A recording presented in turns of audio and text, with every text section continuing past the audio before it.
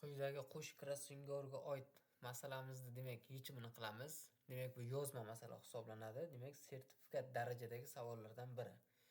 Xo'p, savolimizni o'qib olamiz. Makka jo'xori o'simligida debdi. Poyaning uzunligi katta A, kaltaligi ustidan dominantli qilamiz. Mana belgini yozib olganmiz. Poyaning uzunligi o'sha dominant belgi bo'lgani uchun mana katta A bilan belgilaganmiz. Uzun poyani, kalta poya bo'lsa kichkina A bilan belgilangan. Xo'p, demak, katta A'miz bu uzun poya, kichkina kalta poya bo'lyapti. Endi urug'i tarkibida endospermning kraxmalsimon bo'lishi mana. Kraxmalsimon bo'lishi dominant, mumsimon bo'lishi esa demak resessiv mumsimon bo'lishi. Xo'p, donning yirik bo'lishi kattasi bilan belgilaganmiz. Donning mayda bo'lishi esa kichkinasi bilan belgilaganmiz. Yoki kichik don yoki mayda desangiz ham bo'ladi.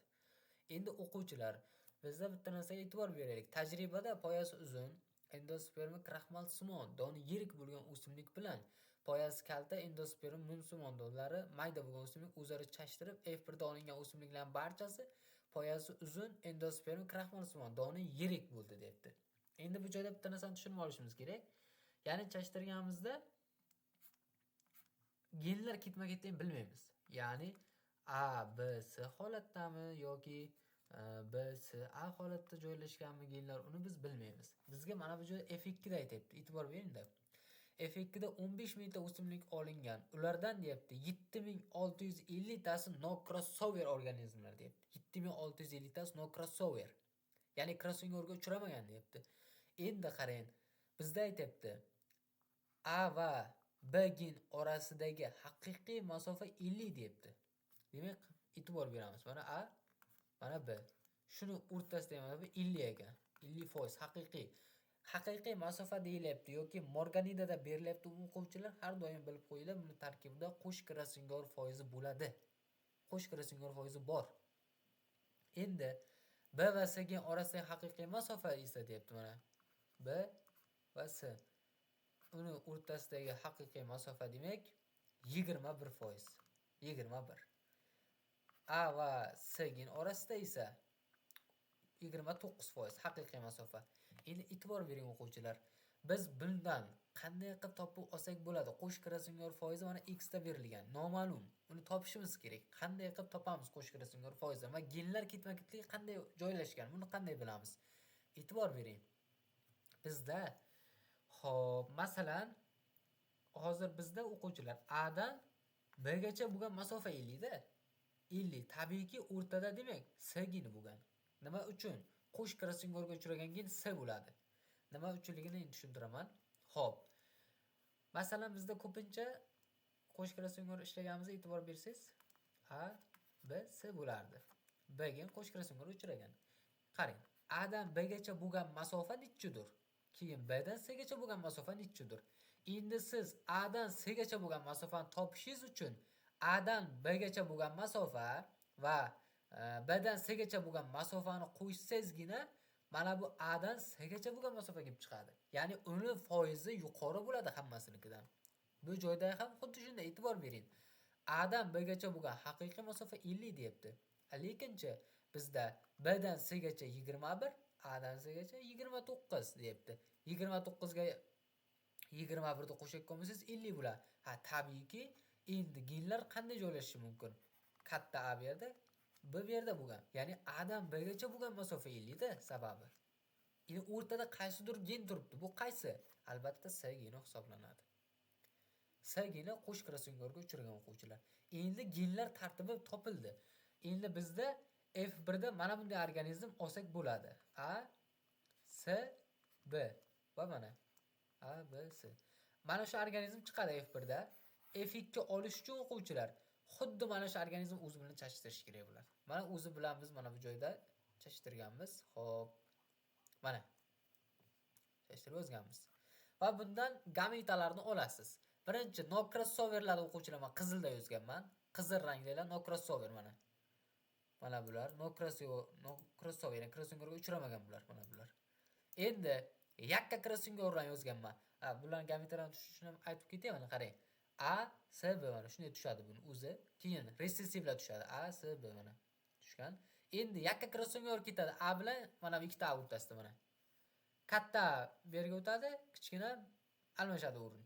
Natijada kichkina a mana kichkina a, keyin katta s, mana kattasi holat keladi mana. Kichkina a, kattasi katta b bo'ldi. Endi keyin a bu yerga o'tgan-ku o'rin almashga. O'shaning uchun endi katta a, kichkinasi kichkina b keladi mana. Katta a, kichkinasi kichkina b. Endi yana a'lar asl holatiga qaytadi, endi b'larda krossingor kuzatiladi. Mana bu b'lar o'rin almashadi. Bu yerga, bu yerga o'tadi, almashadi. Shuni natijasida katta a, kattasi kichkina b bo'lib qoladi. Mana katta a, kattasi kichkina b. Keyingisida kichkina a, kichkinasi faqat endi katta b bo'ladi bu yerda. Kichkina b bo'lmaydi, chunki b o'rin almashga mana.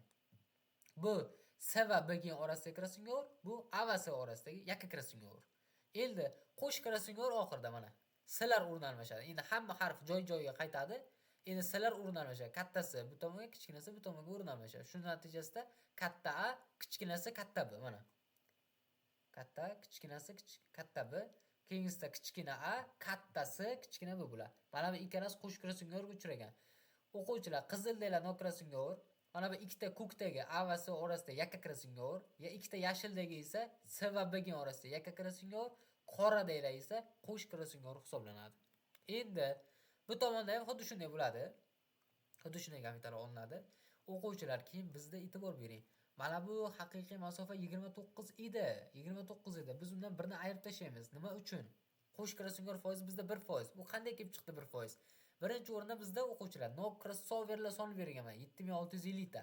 Menda esa F2 da 15000 ta organizm bor. Bu qancha foiz tashkil qiladi no crossover? 15000 100%, 7650 qancha qism? 51% ekan.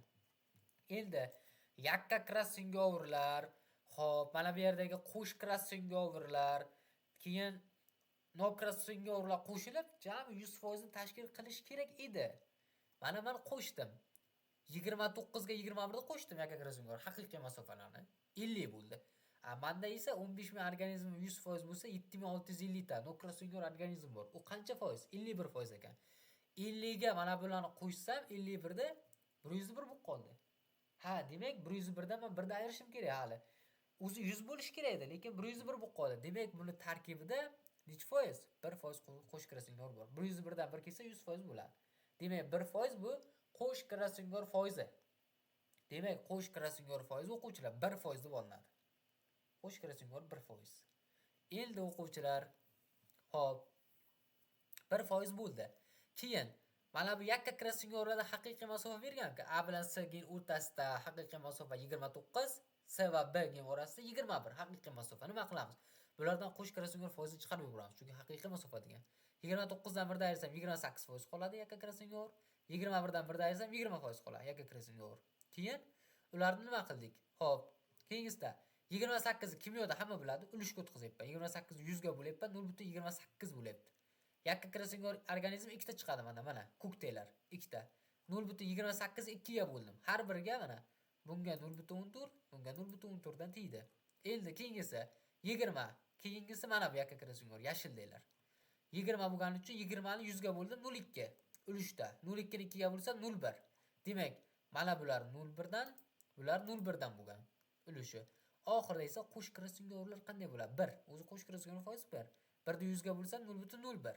Ki 0.1 da 2 ga bo'laman. Sababi ikkita qo'sh krossingor organizm chiqadi mana ikkita. 0.005, bunga 0.005 bo'lar ekan. Demak, ikkalasi shuni tashkil qilar ekan. Har biriga shunchadan tiyar ekan qo'sh krossingorga uchragan organizmlarni. Endi o'quvchilar, bizda no crossoverlar bor. Ular qancha edi? 51% edi. 51 da 100 ga bo'lsa 0.51. No crossoverlar mana ikkita. Bu yerda ham 0.51 da 2 ga bo'lsa 0.255 dan deyapti. Bu 0.255, bu ham 0.255. Bu joydagi sonlar ham xuddi shunday. Mana bular ketma-ketlikda yoziladi. Bular ham mana bu gametalar necha foiz chiqqan bo'lsa, bularni ham shunga mos ravishda qo'yib chiqamiz. Sonlarni mana yozib chiqilgan. Va menda bitta punktini ishlaganman. Buni ikkita B va C punktini o'zingiz mustaqil ishlab ko'rasiz, chunki videoni vaqti juda ko'p cho'zilib ketishi mumkin. Megabayt katta bo'lib ketib qoladi. Shuni hisobiga.